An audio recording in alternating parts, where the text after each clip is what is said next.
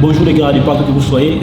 Aujourd'hui c'est l'entraînement des squats. Donc je vais essayer d'expliquer dans cette vidéo comment bien faire les squats, quels sont les mouvements qu'il faut respecter, quels sont les muscles ciblés, quels sont les mouvements qu'il ne faut pas faire pendant les squats. Donc on va essayer de faire la vidéo ensemble avec vous. Mais avant d'y commencer, si tu n'es pas encore abonné, abonne-toi. Cliquez sur la cloche de notification pour suivre mes vidéos dès que je publie. Et n'oublie pas de partager aussi la chaîne pour que ce soit plus visible ou avec, dans d'autres sphères aussi avec les autres. Donc les gars, sans plus tarder, on est parti. Donc parlons des muscles ciblés. Le squat est un exercice très complexe qui consiste à attaquer des muscles commençant des jambes jusqu'au niveau de la nuque.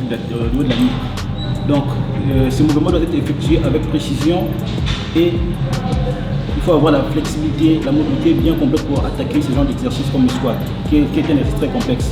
Donc au départ, pendant le squat, on va cibler plusieurs types de familles de muscles. Il s'agit des muscles au niveau du pied. On a les adducteurs, on a les fessiers, on a les quadriceps, qui est même la base du squat. On a les ischio-jambiers. Et au niveau de la zone lombaire, souvent on parle des muscles lombaires, mais ça n'existe pas en fait. Il n'existe que des muscles de érecteurs, ou bien encore les muscles érecteurs hiérarchiques. Donc les érecteurs hiérarchiques s'étendent à la base du bassin et vont se situer jusqu'à la base de la nuque. Et après cela s'ajoutent les muscles abdominaux, donc les abdominaux qui est consisté. Donc ici on va beaucoup utiliser les obliques et les transverses qui vont nous aider vraiment à bien fixer les squats. Donc en partant.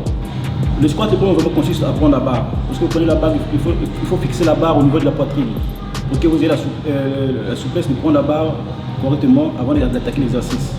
Deuxièmement, il faut bien fixer les bras. Qui consiste à prendre la barre, fixer bien vos bras. Les bras ne doivent pas être descendus vers le bas, mais ça doit être fixé vers les dos. Donc vous ramenez vos bras vers les dos pour bien fixer la barre au niveau du dos.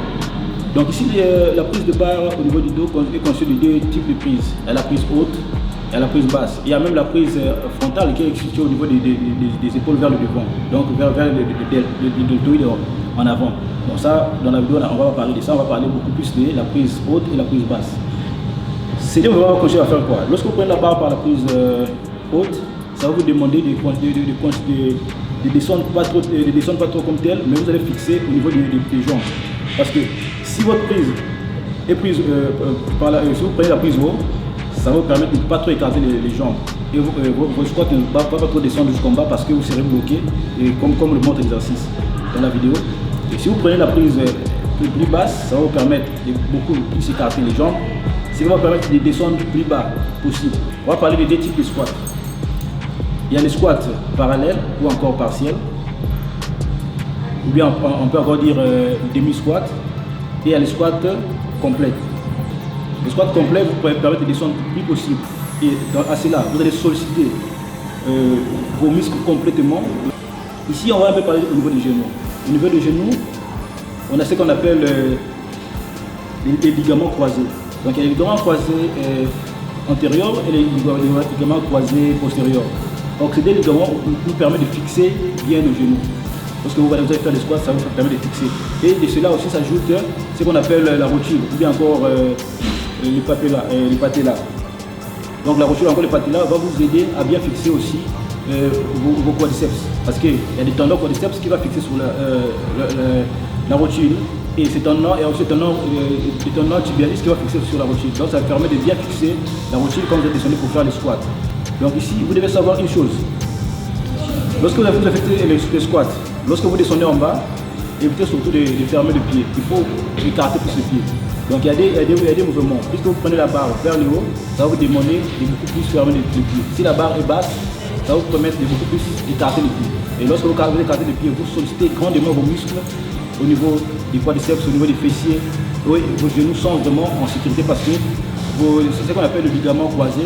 Vont bien se fixer pour qu'il n'y ait pas la rotation au niveau de la rotule pour que les deux puissent rentrer en intérieur ou à l'extérieur. Donc vous allez avoir une position très fixe qui va vous permettre de solliciter vos muscles jusqu'en bas et vos articulations. Et ce que je vais aussi expliquer un truc, c'est qu'au niveau des squats, vous devez savoir que lorsque vous pratiquez les squats, évitez surtout de courber vers l'avant. ou bien encore de courber vers l'arrière, ou bien de faire des squats à moitié, ou bien avant de faire des squats à demi, comme ça le font certains, parce que vous n'allez rien gagner jusqu'à tuer votre temps.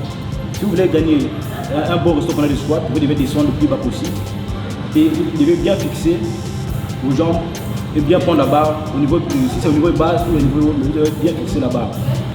Pour un demi, je vais vous dire une chose que non, si vous êtes encore débutant, ça ne sert pas de mettre déjà une charge que vous soulevez déjà d'habitude avec des squats, soit à parallèle ou à moitié, ou partiel. Ici, ça dépend de la morphologie et de la position de la prise de barre. Si vous avez une bonne morphologie comme telle, ça va vous permettre de bien descendre avec la barre et vous fixer. Mais si votre morphologie ne vous permet pas de descendre, ne vous permet pas plutôt de descendre le plus bas possible, dans ce cas, vous pouvez maintenant stopper. Regardez par exemple les Olympiques. Les sportifs qui font les Olympiades et autres, et ils descendent le plus bas possible. Pourquoi ces sportifs descendent le plus bas possible? Parce que quand ils sont le plus bas possible, ça leur permet d'engager beaucoup plus de force et de mettre leurs genoux en sécurité. Revenons en arrière. À l'époque, nos grands-parents, nos arrière-grands-parents, tout ça là, ils vivaient de la chasse, de la pêche et de la cueillette. Mais comment ils faisaient? À tout moment, ils faisaient des mouvements qui étaient possibles, comme des flexions. Ils pouvaient descendre pour construire leurs choses préparées, tout ça là, la cuisine et autres. Ils étaient à tout moment accroupis. Vu que ça tout le moment accroupi, ça leur adapté avec une flexibilité et ils effectuaient vraiment convenablement. Donc ici aussi, on va essayer de faire ça. Parce que le corps s'adapte avec tout ce qu'on apporte. Si vous apportez au corps, par exemple, la flexion à moitié, ça va s'adapter à ça. Et quand vous allez chercher à faire la flexion le plus possible, ça va se bloquer. Donc ici, vous devrez vous adapter à faire la flexion plutôt plus basse lors de vos squats. Et à cela, pour faire ça, pour un demi, si je lève par exemple 100 kg, et je vous conseille, je te conseille de commencer avec au moins peut-être 50, 60 kg, 70 kg avec les temps. Et vous allez prendre la position, vous allez habituer vos articulations pour descendre le plus bas possible. Et c'est là où vous allez bien sécuriser vos genoux et sécuriser votre colonne. Et ici, lorsque vous remontez avec la charge, je vais vous dire une chose.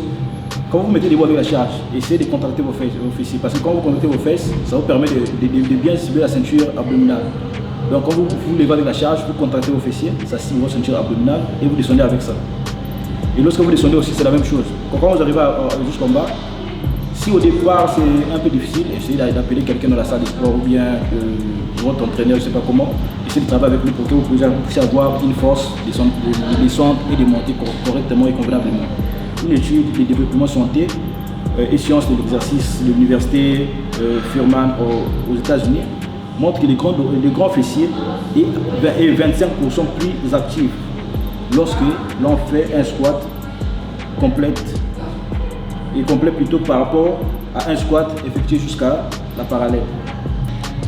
D'après une autre étude canadienne, le squat complet permet aussi un meilleur développement de la force du muscle extenseur de la hanche, des genoux et des muscles fléchisseurs plantaires de la cheville.